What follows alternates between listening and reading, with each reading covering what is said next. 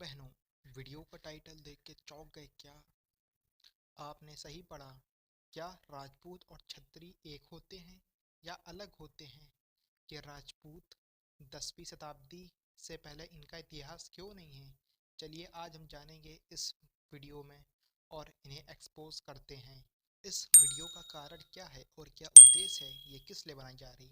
क्योंकि मैं आजकल देख रहा हूँ राजपूत नाम से जितने भी पेजेस आपको गूगल या वेबसाइट या फिर यूट्यूब या फेसबुक पे चल रहे हैं, उसमें बहुत सारे राजाओं का इतिहास चोरी करा जा रहा है। जो वैदिक क्षत्रिय हैं उनको राजपूत अपने से मिलाने की कोशिश कर रहे हैं और नए ट्रेंड चला रहे हैं कि क्षत्रिय केवल राजपूत। और यही नहीं, यहाँ तक कि भगवान राम को भी राजपूत ठाकुर बताते हैं और कृष्ण को भी। अरे ये तो छोड़ो, और इन्होंने इनका क्या कहते हैं, भगवान हनुमान का भी इन्होंने राजपूत वंश और जाति बना दी है। चलिए मैं आपको दिखाता हूँ। भगवान हनुमान केसरी वंश के राजपूत जाति का इतिहास, राजपूतों का इतिहास।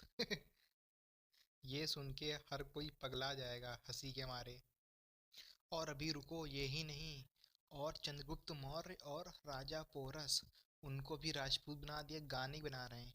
और जबकि जानते हैं राजपूतों की उत्पत्ति से लगभग 1400 साल पहले राजा पोरस और चंद्रगुप्त मौर्य थे, इनको भी राजपूत बना दे रहे हैं। अरे और भी रुको, ये ही नहीं, और गौतम बुद्ध को भी राजपूत बना दे रहे हैं भाई साहब। और वो भी इतिहास मरोड़ कर। जैसा कि आप जानते हैं गौतम बुद्ध का जन्म शाक्य वंशी क्षत्रिय यानी कि शाक्य कुल के क्षत्रियों में हुआ, पर ये लोग गौतम क्षत्रिय वंश बता रहे हैं। और गौतम राजपूत जो आते हैं उनको गौतम बुद्ध नाम से गौतम क्षत्रिय वंश बता रहे हैं। यानी कि गौतम बुद्ध का जन्म शाक्य वंश में नहीं, गौतम क्षत्रिय राजपूत वंश में हुआ है। देखिए कैसे ये लोग इतिहास चुरा चुरा के, फर्जी इतिहास बना के ट्विटर फेसबुक पे अपने बड़े चैनलों पर ये लोग ऐसे गलत जानकारी फैला रहे हैं। और ये अपनी पोस्ट में ये भी लिखते हैं कि जो इस वक्त के यूपी बिहार में शाक्य ओबीसी में आते हैं वो नकली शाक्य हैं, बल्कि असली शाक्य गौतम राजपूत हैं। और ऐसे ये लोग इतिहास से छेड़छाड़ कर रहे हैं राजपूत लोग। ऐसा सिर्फ शाक्य ही नहीं, बहुत सारे वैदिक क्षत्रिय जातियों के साथ छेड़छाड़ करके ये नया प्रोपोगंडा चला रहे हैं। पर गौतम राजपूत खुद को राजपूत भी नहीं मानते, वो खुद को ब्राह्मण बताते हैं। गौतम राजपूत खुद को ब्राह्मण बताते हैं जो श्रृंगवी हैं, क्योंकि उन्होंने राजपूत राजा की बेटी से शादी कर ली थी 7वीं शताब्दी के करीब। तो उनको लगभग दहेज में राज्य मिल जाता था, तो इसीलिए वो गौतम राजपूत बन गए। जो ब्राह्मण राजपूत बन गए वही गौतम राजपूत बन गए। मतलब कि 7वीं से 8वीं शताब्दी के बाद, चाहे वो वैदिक क्षत्रिय हो या फिर ब्राह्मण हो या फिर दलित हो या फिर किसी भी जाति का हो, अगर वो सत्ता में आ गया है तो वो राजपूत बन जाता है। और ये भी नहीं, अभी रुको ज़रा, यहाँ तक कि चंद्रगुप्त मौर्य के वंशज परमार राजपूत हैं। आप देखिए कैसे ये लोग चालाकी से इतिहास तोड़ मरोड़ के परमार राजपूत, ये यही परमार राजपूत हैं जिनकी उत्पत्ति 10वीं शताब्दी में माउंट आबू पर्वत पर ब्राह्मणों ने यज्ञ करा और आग से परमार राजपूत घोड़ा तलवार लेके पैदा होने लगे। इस वीडियो में बताते हैं मोरे, जो कि परमार जाति की उपजाति है, जिसको मराठा रीजन और गुजरात रीजन मोरे नाम से जाना जाता है, वो असली मौर्य हैं। बाकी के जो यूपी बिहार के पटना पाटलिपुत्र में बहुसंख्यक मौर्य हैं, ये फर्जी मौर्य हैं, ऐसा ये लोग बताते हैं इस वीडियो में। यानी कि सम्राट अशोक की मौर्यों की राजधानी बिहार पाटलिपुत्र में जो इस समय ओबीसी में मौर्य आते हैं उनकी जनसंख्या बहुत बाहुल्य है, इसीलिए वहाँ के उप मुख्यमंत्री भी वहाँ के हैं।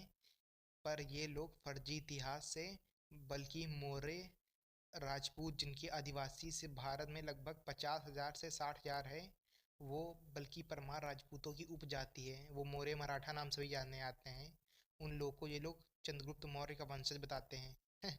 भाई इतिहास चोरी की भी कोई सीमा होती है, कम से कम दूसरे को अपना बाप मत बनाओ। तुम्हारा इतिहास बस मुगलों की गुलामी तक ही है, उसके अलावा तुम्हारा कोई इतिहास नहीं है। इसीलिए सभी वैदिक महान क्षत्रियों का इतिहास चोरी करना ही अब राजपूतों का पेशा बन गया है। और मुगलों में रोटी बेटी के संबंध थे राजपूतों में, इसीलिए अपनी इज्जत बनाने के लिए ये लोग खुद को वैदिक क्षत्रिय से जोड़ने की कोशिश कर रहे हैं, बल्कि इनका इतिहास 10वीं शताब्दी से पहले मिलता ही नहीं।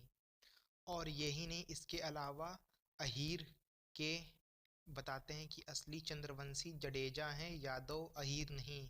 और उसके अलावा मतलब कि सभी की इतिहास चोरी करने में लगे पड़े हैं, जाट का भी और गूजर का भी। और ये लोग अपने सभी वीडियो और लिखे हुए ब्लॉग साइट्स पर ये ऐसा घुमा फिरा के इतिहास बताते हैं, जो इस समय जो लोग खुद को पहले से क्लेम करते हैं कि ये लोग जैसे पोरस महाराजा सूरसैनी के जो सैनी वंशज हैं, इनके मतलब वंशज हैं, बल्कि ये लोग अपना मिला घुमा के राजपूतों की किसी कास्ट से जोड़ देते हैं। इसी को बोलते हैं राजपूताइजेशन। अब वो वक्त दूर नहीं जब ये लोग इन मोहतरमा और इनको भी किसी खलीफा वंशी राजपूत और ट्रम्प वंशी राजपूतों की उत्पत्ति के बारे में घुमा फिरा के पोस्ट पे इतिहास लिखेंगे और उस पे वीडियो बना के इनको क्षत्रिय राजपूत राजवंश से जोड़ देंगे। और फलाना फलाना राजपूत 400 साल पहले कोलंबस के साथ भारत से लेके गए अमेरिका, और वहाँ पे फलाना राजपूत ट्रम्प राजपूत बने। और ऐसा ही नहीं, बल्कि इन्होंने एक वीडियो भी है जिसमें व्लादिमीर पुतिन को रशियन राजपूत, एक पुतिनियन राजपूत वंशी के बारे में भी जिक्र है।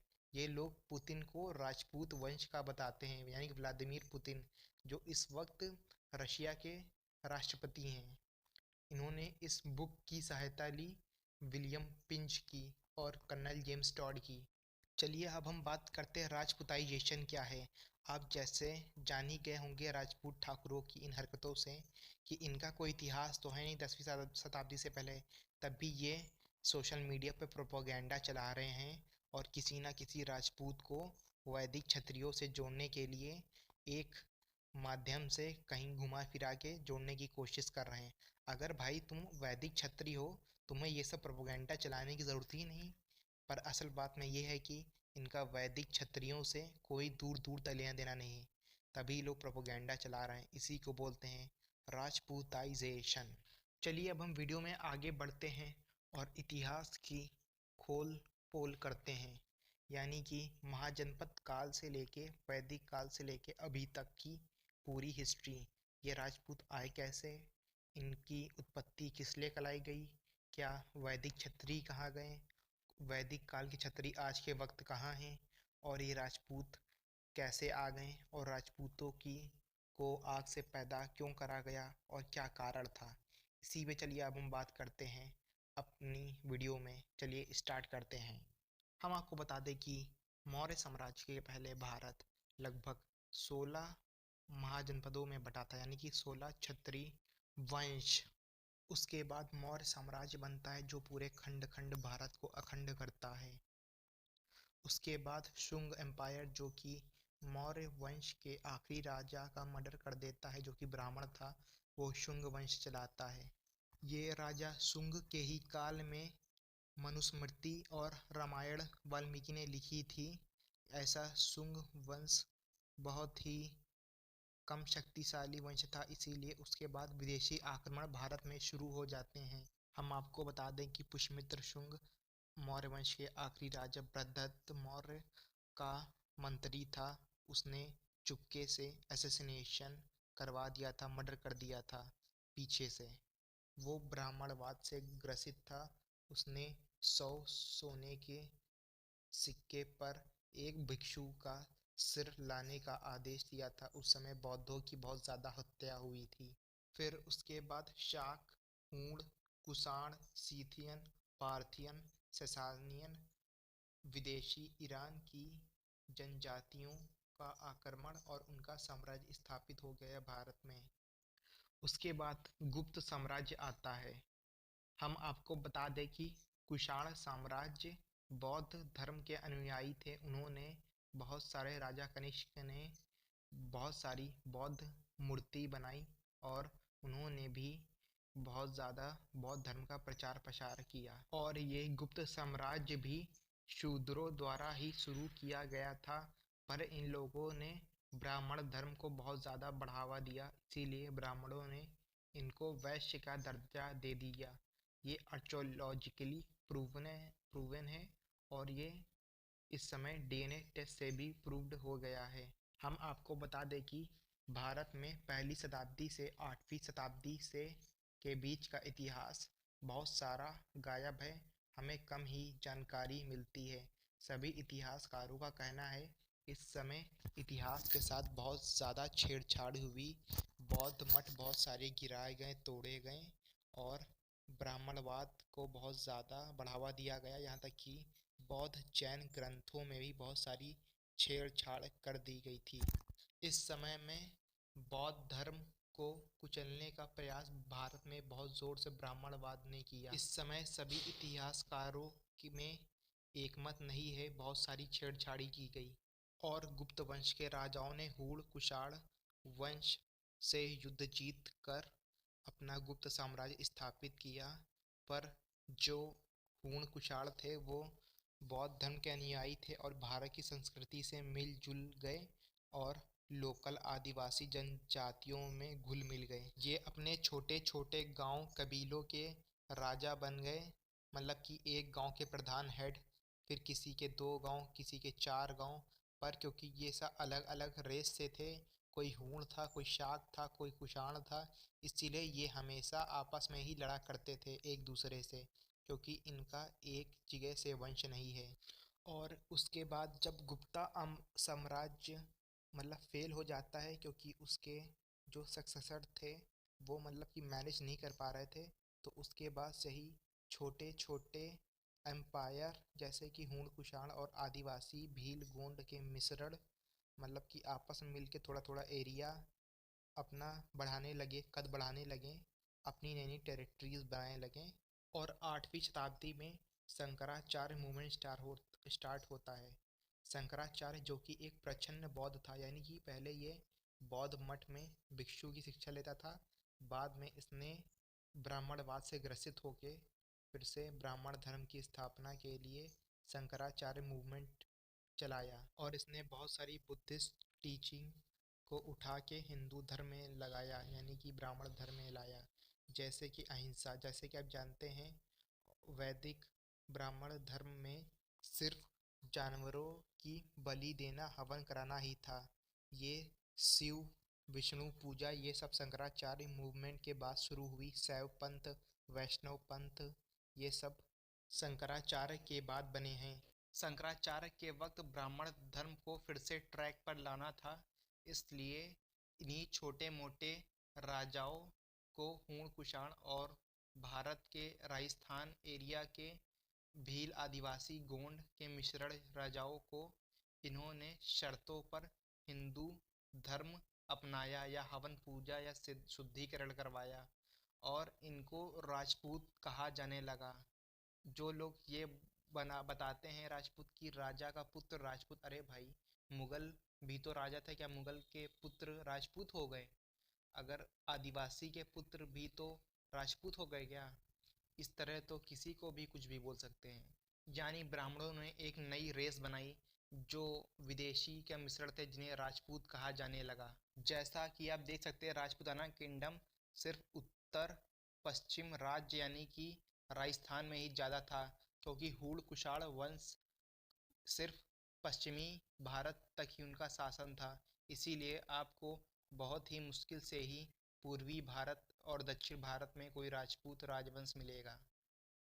और हम आपको बता दें कि ये पाल साम्राज्य बौद्धिस्ट राजाओं का था और कलिंग साम्राज्य जैन राजाओं का था।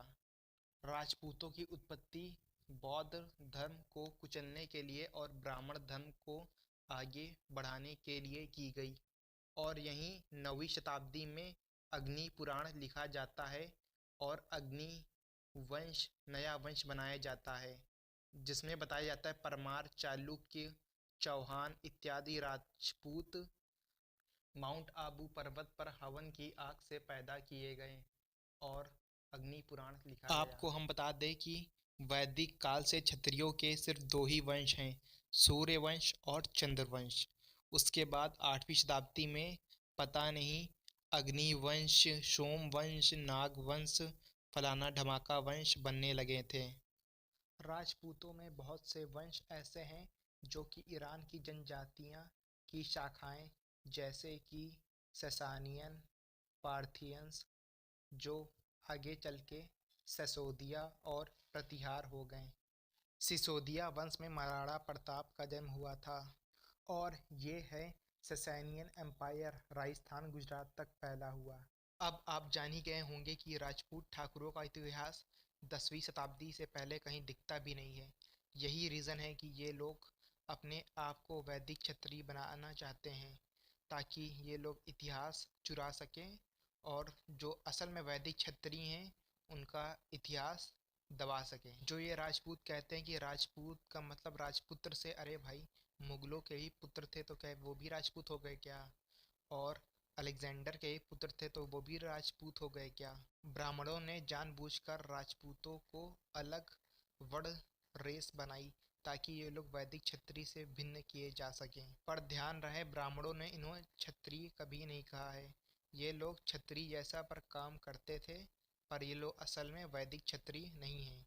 अगर प्राचीन ग्रंथों की बात करें, जैसे ऋग्वेद, यजुर्वेद, सामवेद, अर्थवेद, कहीं पर भी राजपूत शब्द का उल्लेख नहीं मिलता है, पर क्षत्रिय शब्द का प्रयोग जरूर मिलता है। राजपूत शब्द का प्रयोग ना तो भगवान बुद्ध के समय मिलता है और ना ही मौर्य काल, शुंग काल, सातवाहन काल में मिलता है, और ना ही कुषाण काल और गुप्त काल में मिलता है।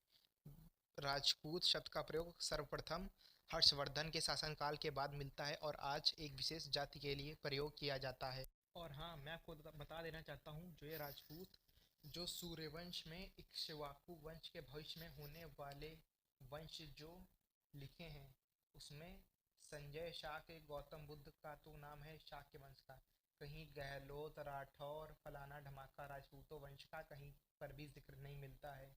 सभी पुराणों में राजपूतों के किसी वंश का भी जिक्र नहीं मिलता है। और इक्ष्वाकु वंश के आखिरी राजा सुमित्र होंगे, जो अयोध्या के राजा थे, जो कि काशी क्षत्रिय वंश के राजा थे, जो बाद में जाके रोहतासगढ़ का किला बनवाते हैं। सूर्य वंश इक्ष्वाकु वंश में कहीं पर भी किसी भी राजपूत जाति का वर्णन नहीं मिलता है, तो ये कैसे क्षत्रिय हो सकते हैं, आप भी सोचिए।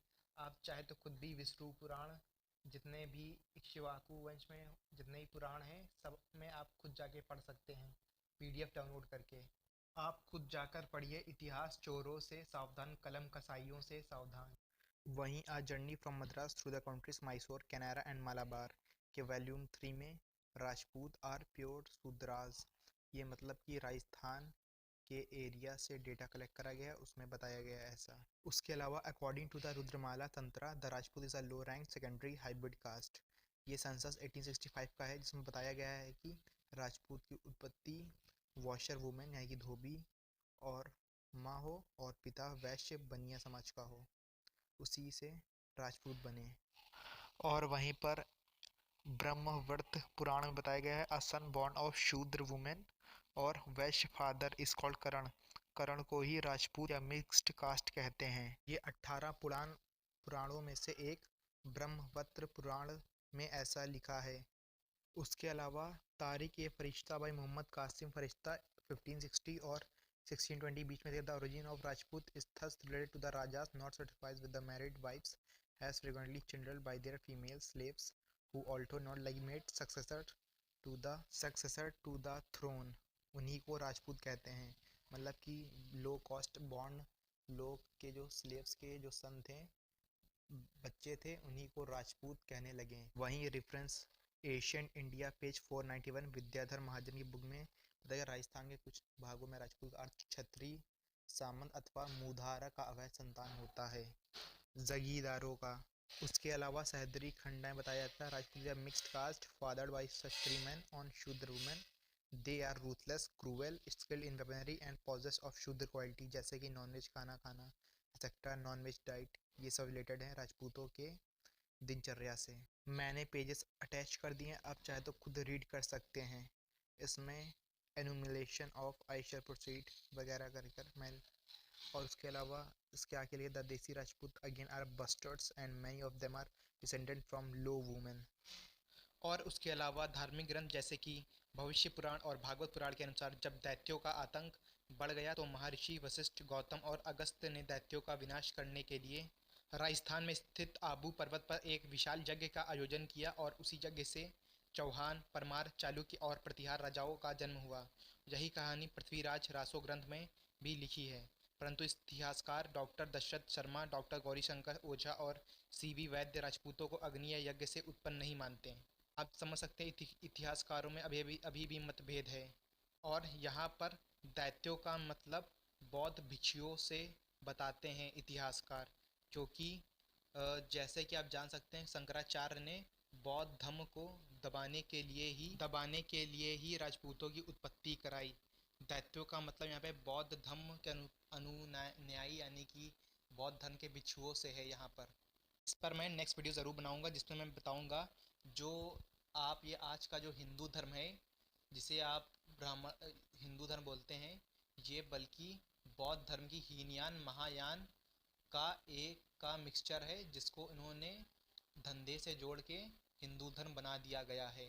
और इसमें बहुत सा पाखंड, अंधविश्वास, देवी देवताओं को बना दिया गया और इसे हिंदू की तरह प्रमोट किया गया है। हम आपको बता दें कि जो अवलोकितेश्वर बोधिसत्व है उसमें भी 3 आई का कॉन्सेप्ट है, उसको ही इन लोगों ने शंकर बना दिया है। शंकराचार्य मूवमेंट के बाद उसको शंकर की तरह प्रमोट किया गया है, बाद में उसको धर्म और धंधे से जोड़ दिया गया है। अब आप देख ही सकते हैं शंकर नहीं बुद्ध हैं, ये 3 आँख और खोपड़ी पे बुद्ध विराजमान है। उसके अलावा आपको ये ब्रह्मा लग रहे होंगे पर ये बोधिसत्व है, और इसके अलावा आपको ये भी ब्रह्मा लग रहे होंगे पर ये भी बोधिसत्व है, और ये आपको त्रिलोकीनाथ ये भी बुद्धा हैं। और जो तारा बोधिसत्व था फीमेल बोधिसत्व, उसको दुर्गा बना दिया गया। बुद्धिज्म बहुत ही ज़्यादा मास पे फैला हुआ था इंडियन सब कॉन्टिनेंट पे, दुनिया भर में। इसी कारण था ब्राह्मणों ने क्या कहते हैं कि बुद्धिज्म में बहुत सारी मिलावट करके आज का हिंदू धर्म बना दिया। और जिन देवी देवताओं को आज आप पूजते हैं, शंकर, ब्रह्मा, विष्णु, महेश, ये सब बोधिसत्व ही हैं। आप गौतम बुद्ध की ही पूजा करते हैं एक रूप से। चलिए, ये तो बातें बात की हैं, हम अपने टॉपिक पे आते। बस मैं आपको ये दिखाना चाहता था कि क्या खेला खेला जा रहा है इतिहास के साथ। और हाँ, उसके अलावा जो आप रामायण सुनते हैं सेम की यही कथा बौद्ध धर्म में भी है, जिसे जातक कथा जतका टेल्स कहते हैं। सेम के सेम वही कैरेक्टर्स हैं, राम, लक्ष्मण, दशरथ सब वही हैं। और सेम टू सेम महाभारत भी बौद्ध धर्म में पाई जाती है, जो श्रीलंका में चलती है। और यही लोग मतलब कि इसी को चुरा के इन लोगों ने हिंदू धर्म बना दिया गया है। अब इतिहासकारों के मत कर्नल टॉट्स के अनुसार राजपूत कुषाण, शक और हूण संतान हैं, क्योंकि अधिकतर राजपूत वंश मांस खाते हैं, जो कि सनातन धार्मिक ग्रंथों के विरुद्ध है, इसलिए राजपूत विदेशी हैं। और सम्राट अशोक अपनी रानी तिक्षरक्षिता से कहते हैं, देवी आम क्षत्रिय, मैं प्याज कैसे खा सकता हूँ, पलांडु यानी कि प्याज। आप देख सकते हैं कि वैदिक क्षत्रिय शुद्ध रूप से शाकाहारी थे। और उसके अलावा विलियम ब्रुक के अनुसार सभी राजपूतों की उत्पत्ति गुर्जरों से हुई है, और गुर्जर कुषाणों की एक शाखा है, क्योंकि कसाना गोत्र आज भी गुर्जरों में पाया जाता है। उसके अलावा डॉक्टर स्मिथ के अनुसार राजपूत विदेशी हैं, क्योंकि इनका रहन सहन शक और हूणों के समान है, और 9वीं शताब्दी के बाद इन्होंने भारतीय संस्कृति को अपना लिया था। और डॉक्टर ईश्वरी प्रसाद और डॉक्टर भंडारकर के अनुसार राजपूत भारतीय नहीं है, क्योंकि इनका शरीर ब्राह्मणों के समान ना तो शक्तिशाली है और ना ही ऊंचा कद का है। ब्राह्मण और राजपूतों का रहन सहन अलग अलग है, क्योंकि राजपूत मांस खाते हैं और ब्राह्मण मांस नहीं खाते हैं। मेरा मत, मैं मानता हूँ कि हमारे देश में यवन, कुषाण, शाक और हूण सभी भारत के बाहर से आए और उन्होंने बाद में भारत संस्कृति को अपना लिया। परंतु कुछ इतिहासकार मानते हैं कि सभी राजपूत विदेशी हैं। तो फिर एक प्रश्न खड़ा होता है कि प्राचीन क्षत्रियों के वंशज कौन हैं? आखिर प्राचीन क्षत्रिय विलुप्त हो गए, आज के समय वो क्या कार्य करते हैं और कहाँ पर हैं? चलिए इसी के बारे में हम कंटिन्यू करते हैं। तो आखिर कहाँ गए वैदिक काल के क्षत्रिय? जो मौर्य वंश के पहले महाजनपद काल के क्षत्रिय थे, वो कहाँ गए? आज वो क्या कार्य करते हैं? चलिए अब हम इसके बारे में चर्चा करते हैं। खुद को वैदिक क्षत्रिय कहने वाली बहुत सी जातियां, जैसे यादव, कुशवाहा, मौर्य, शाक्य, सैनी, कोयरी, कुर्मी, मल्ल, खत्री, वामन, लोधी, खंडयात, कंबोज इत्यादि। हम आपको बता दें ये सब जो कास्ट हैं ये मैक्सिमम ओबीसी में आती हैं, और ये 1990 वन में ओबीसी में डाली गई, बल्कि कुशवाहा मौर्य सिर्फ यूपी बिहार एमपी में ओबीसी में आती है, बाकी rest all over India general caste में आती है। वहीं पटेल गुजरात में जनरल में आती है, बाकी अदर स्टेट्स में ओबीसी में आती है। पटेल यानी कि कुर्मी। अगर हम कुशवाहा की बात करें तो ये लोग अपना डिसेंडेंट काशी काछी नाम से जाने जाते हैं ये लोग। और ये लोग अपना डिसेंडेंट प्रसंजीत काशी 1200 बीसी, जिसे आप काशी महाजनपद बोलते हैं। फिर उसका डिवीजन शाक्य में होता है, कोयली या कोयरी महाजनपद, उसके बाद कंबोज लिच्छवी, फिर उसके बाद मौर्य, फिर इसके बाद कलिंग एम्पायर किंग खारवेल, जिसके बाद आज वो कास्ट खंडयात नाम से जानी जाती है, जिनका विभाजन 4th सेंचुरी के बीच हुआ था। और उसी तरह कछवाहा जो काची से अलग हुए थे 10th सेंचुरी में, जिसे कच्छापगात से भी जाने जाते हैं, वो राजपूताना का हिस्सा बन गए 10th सेंचुरी में आके। इनके बारे में मैंने पूरी वीडियो बनाई है, मैंने लिंक डिस्क्रिप्शन में दे दिया है, ये मेरे चैनल में पड़ी हुई आप जाके देख सकते हैं। अब इसी प्रकार से यादव क्षत्रिय, अहीर क्षत्रिय, उसके बाद कुर्मी क्षत्रिय, फिर उसके बाद बहुत सारे क्षत्रिय कास्ट आ जाते हैं। इसी तरह शाक्य और जो कोयरी, कुछ को कोली क्षत्रिय यानी गौतम बुद्ध की माता जिस वंश से थी, और मुराव या मुराई मौर्य क्षत्रिय से जोड़ते हैं। इसी तरह मल्ल, सैंथवार, और उसी तरह अब देख सकते हैं महाजनपद काल के काशी काची, कंबोज, शाक्य और सूरसेना सैनी, कुछ को सूरसेन महाराज सूरसेन से जोड़ते हैं। और कुरु, मगध, अंग, ये अन्य प्रकार के सभी तरह के क्षत्रिय वंश हैं। और मैं आपको बता दूं कि ये जितने भी महाजनपद काल के क्षत्रिय हैं, सबके सब जैन या बौद्ध धर्म के अनुयायी थे। आप ये सब ब्राह्मण धर्म को इतना वर्चस्व नहीं देते थे। आप ये बात से पक्का जान सकते हैं कि वैदिक क्षत्रिय ब्राह्मण धर्म, जिसे हिंदू धर्म के कट्टर विरोधक थे, वो इसीलिए जैन और बौद्ध धर्म ही मानते थे। वैदिक काल से अभी पता चलता है कि क्षत्रियों का वर्ण ऊपर था, ब्राह्मणों का सेकंड नंबर पे था। इसीलिए शाक के लोग गौतम क्या कहते हैं कि ब्राह्मणों से खुद को हमेशा ऊंचा मानते थे। ऐसा आप लोग इस डॉक्यूमेंट्री भारत एक खोज में देख सकते हैं। और शाक के लोग खुद को प्योर आर ब्लड ब्लड के लिए प्राउड करते थे। आखिर ये क्षत्रिय ब्राह्मण धर्म का विरोध क्यों करते थे, ये बौद्ध और जैन ही क्यों थे? क्योंकि आप जानते हैं कि जो ब्राह्मण धर्म है, इसका असल काम वैदिक काल में सिर्फ पूजा पाठ जो आप लोग करते हैं, शिव शंकर, ऐसा कोई कॉन्सेप्ट ही नहीं था। ये उस समय सिर्फ जानवर की बलि देना, अश्वमेध यज्ञ, गौमेध यज्ञ, यही था। उस समय बहुत ही भारी संख्या में जानवर काटे जा रहे थे। इसीलिए क्षत्रियों ने अहिंसक धर्म यानी कि और नास्तिक धर्म जैसे कि जैन और बौद्ध धर्म की शरण में जाते थे, या फिर अजीविक या फिर चरवाका सिस्टम। कसाईयों से ज़्यादा ब्राह्मण लोग क्षत्रियों से जानवरों की बलि ज़्यादा दिलवाकर उनसे ज़्यादा हत्याएं, गौ हत्याएं करवाते थे वैदिक काल में। और ये बात सत्य है कि भले ही ब्राह्मण क्षत्रियों के दरबार में सेवा प्रदान करते थे, परंतु जब भी धर्म की बात आती थी, क्षत्रिय हमेशा ब्राह्मण धर्म का विरोध करते थे। और ये बात सत्य है कि वैदिक काल के जितने क्षत्रिय थे, सब ब्राह्मण धर्म का विरोध करते थे, और वो अपने पूर्वज यानी कि जैन और बुद्ध द्वारा बनाए गए धर्म को ही बढ़ावा देते थे। इसीलिए ब्राह्मणों और क्षत्रियों की हमेशा अनीठनी रहती थी। चाहे पुष्यमित्र शुंग ने जैसे ही आखिरी मौर्य वंश के राजा बृहद्रथ मौर्य की हत्या की, आप भी इस प्रकार जान सकते हैं। भारत में नास्तिक धर्म शुरू करने वाले ज़्यादातर की काशी काछी क्षत्रिय ही थे। चाहे आप मखाली गोसल अजीवक धर्म शुरू करने वाले, चाहे संजय बिथालपुत्रा एग्नोस्टिक अंजना, चाहे आप संजय बिलाथीपुत्ता एग्नोस्टिज्म अंजना, अजीता के शिकाम्बली मटीरियलिज्म, लोकायंता, और पखूदा काछियान इटर्नलिज्म। वहीं निगाता या नाथपुत्ता महावीरा जैनिज्म और बुद्धिज्म। वाका स्कूल जो लोग नास्तिक थे उनके लिए था। यहाँ तक कि काशियों पर वैदिक काल से ही मौर्य वंशियों पर आरोप था कि ये लोग खुद के पूर्वज के बनाए हुए धर्म को प्रमोट करते थे। इसीलिए इनके इतिहास के साथ बहुत सारी छेड़छाड़ की।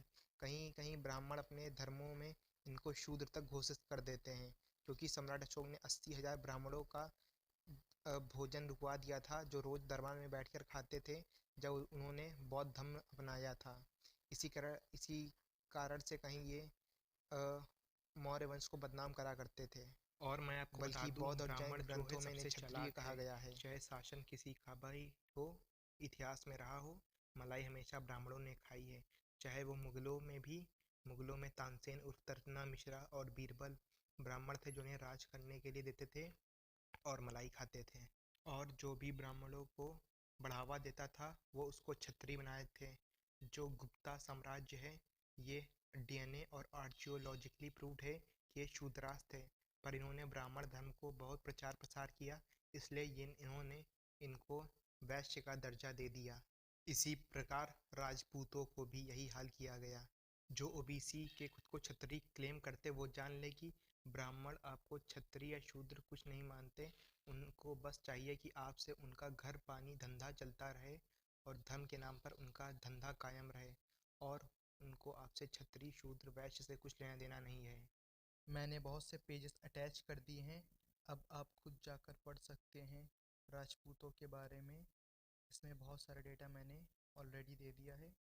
आप खुद जाके एक एक लाइन से गो थ्रू कर सकते हैं। अब चलिए बात करते हैं वेबर रिचर्ड पेंटिक्स के बारे में। उनका मानना है कि जो वैदिक काल के क्षत्रिय थे, weber however explained the downgrading of their status by the fact that they represented a threat to cultural and intellectual monopoly of Brahmins, as the Kshatriyas were extremely cultured and educated in the art of administration। मतलब कि वो बताना चाह रहा है कि जो वैदिक काल के क्षत्रिय हैं, वो लोग बहुत ही इंटेलेक्चुअल बुद्धिजीवी थे और सामाजिक चिंतन करते थे, और वो लोग आर्ट और इंस्पिरेशन मतलब कि सशक्त कुशल शासक थे। इसलिए वो ब्राह्मणों की जो मोनोपोली बना के रखी थी समाज में कि हम ही सर्वश्रेष्ठ, हम ही ऊंचे हैं, उसके लिए ब्राह्मणों को वैदिक क्षत्रियों से खतरा लगने लगा था। क्योंकि जितने आप जानते हैं कि वैदिक क्षत्रिय हैं, सबके सब जैन बौद्ध धर्म अपनाते थे और दूसरों को धर्म परिवर्तन करवाते थे। यही बात ब्राह्मणों को अच्छी नहीं लगती थी और वो ब्राह्मणों की मोनोपोली के खिलाफ थी। And after 8th century, Rajput began to perform function that formerly belongs to the Kshatriyas। मतलब कि 8वीं शताब्दी के बाद ठाकुर यानी कि राजपूत वो काम करने लगे जो कार्य वैदिक काल के क्षत्रिय करते थे, जैसे कि शासन करना, ये सब वगैरह वगैरह। का सोशल स्टेटस यानी सामाजिक रुतबा बढ़ा और इकोनॉमी आर्थिक स्थिति भी बदली, तो वो एक नई योद्धा क्लास जिसे राजपूत कहते हैं उस नाम से जाने जाने लगे। Rajput did not represent a threat to Brahmin monopoly. जो राजपूत थे, ये ब्राह्मण मोनोपोली का विरोध नहीं करते थे, और दे वर इंक्लाइन टू एक्सेप्ट ब्राह्मण सुपरियोरिटी यानी कि ब्राह्मण की सर्वश्रेष्ठता को वो लोग स्वीकार करते थे, thus contributing to so called the Hindu restoration, और हिंदू धर्म की पुनर्स्थापना के लिए जाने जाने लगे। अब आप समझ ही गए होंगे जैसे कि राजपूत जो हैं ये आदिवासी भील और ईरान की जनजातियों के वंशज हैं।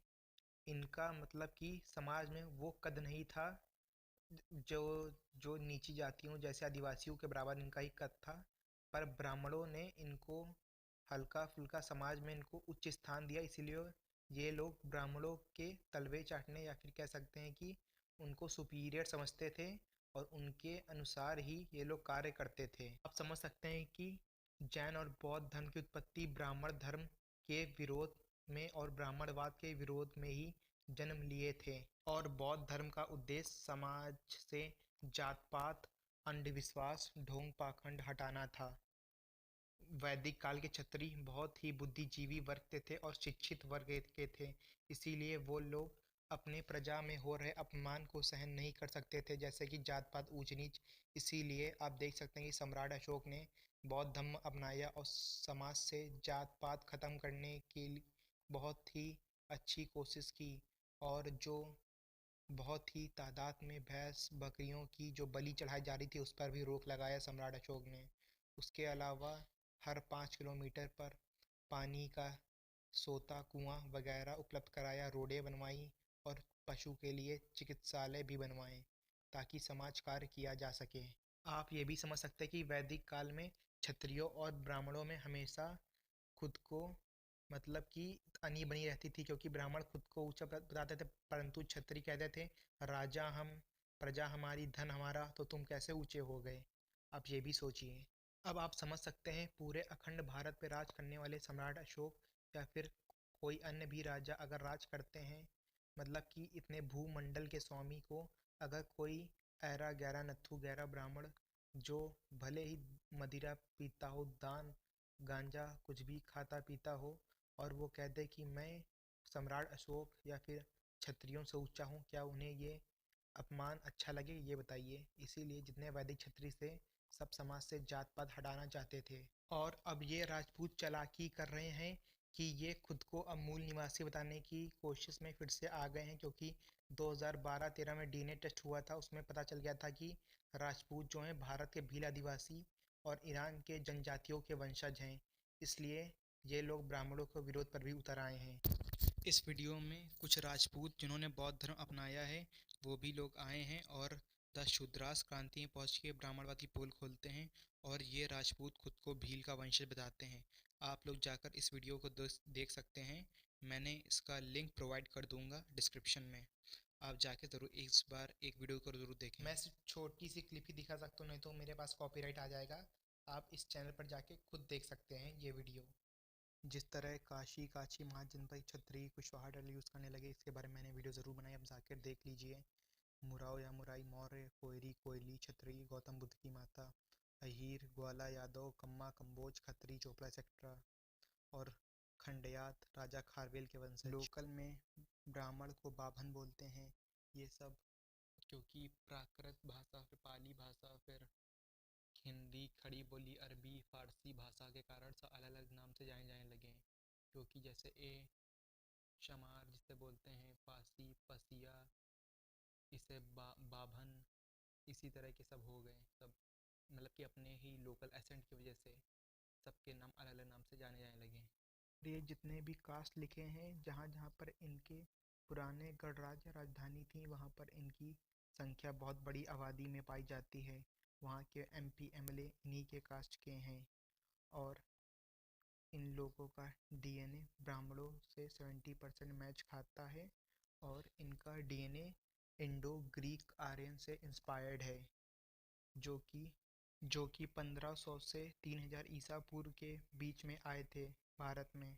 और मैं इन सभी से कहना चाहता हूँ, क्षत्रियों से, अगर आप हिंदू धर्म में रहेंगे तो हमेशा ही ब्राह्मणों के नीचे रहेंगे। आप सभी को अपने पूर्वजों द्वारा शुरू किए गए जैन और धर्म की शरण में जाना चाहिए, ताकि आप समान रह सके। नहीं तो हिंदू धर्म में रह के आप नीच ही रहोगे ब्राह्मणों से, चाहे बुद्धिमान हो।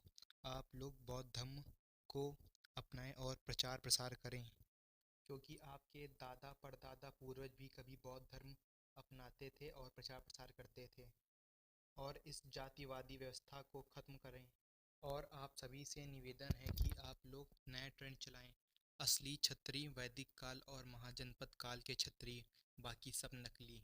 और हाँ, और ये जितने भी क्षत्रिय वंश जैसे कि यादव, कुशवाहा, मौर्य, सैणी जितने भी हैं, इन सभी से निवेदन है कि ये लोग एक साथ मिलकर अखिल भारतीय वैदिक क्षत्रिय महासभा का गठन करें और लोगों को जागृत करें कि असली क्षत्रिय सिर्फ ये लोग हैं और राजपूत नकली क्षत्रिय हैं।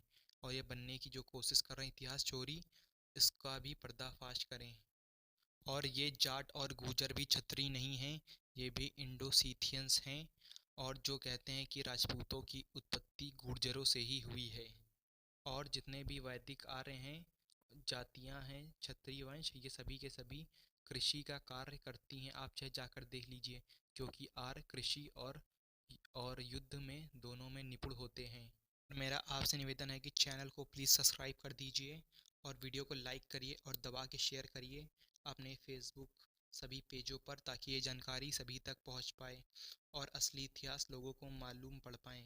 और ये वीडियो बनाने में मुझे लगभग 4-5 साल का समय लग गया, क्योंकि बहुत सारी किताबें और ये सब अध्ययन करना पड़ा है। आपसे निवेदन है कि आप इसको चैनल को सब्सक्राइब करें और इसे बहुत लोगों को शेयर करें। धन्यवाद। जय अखंड भारत, जय सम्राट।